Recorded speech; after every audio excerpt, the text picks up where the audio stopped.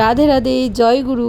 আজকে হলো ভাদ্র মাসের 10 তারিখ। তো আজকে হলো আমার বাড়িতে সৎসঙ্গ। তো সৎসঙ্গতে ঠাকুর আমার প্রতি কৃপা করেছে যে আমি এত সুন্দর করে ঠাকুরকে সুন্দর করে সাজিয়েছি, মালা গেঁথেছি। আর এই মালাটা আমি একা গাঁথিনি, আমার শাশুড়ি মা আর আমি দুজনে মিলে মালাটা গেঁথেছি। তো তোমরা অবশ্যই বলবে মালাটা কেমন হয়েছে। আর এত সুন্দর আমি ঠাকুর সাজাতে পারি, শুধু এটা ঠাকুরেরই কৃপা। ঠাকুর যদি কৃপা না করে না, কোনো দিনই কিছু করা যায় না। তো সবাই বলবে অবশ্যই কমেন্ট করে কেমন হয়েছে। তো জয় গুরু, রাধে রাধে।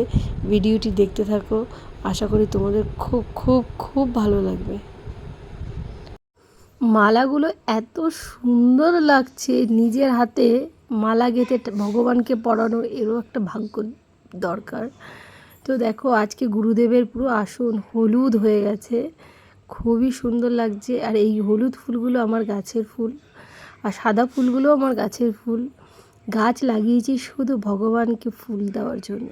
সকাল থেকে ঘুম থেকে উঠে এই যে শুরু হয়েছে যুদ্ধ, শুধু ভগবানকে ভালোবাসি বলে, ভগবানের প্রতি ভক্তি শ্রদ্ধা আছে বলেই আজকে এই দিনটা এসছে। তো খুবই খুবই আমারও ভালো লাগছে। আর সৎসঙ্গ আমাদের বাড়িতে বছরে 2-3 বার হয়, আর মাতৃ সম্মেলনও হয় শ্রাবণ মাসে। তো খুবই খুবই ভালো লেগেছে।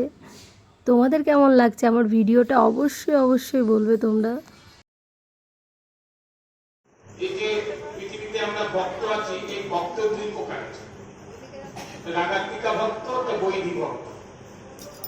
রাগাত্মিকা ভক্ত আধুনিক যুগে খুব কম, যে ঠাকুর পরিবারের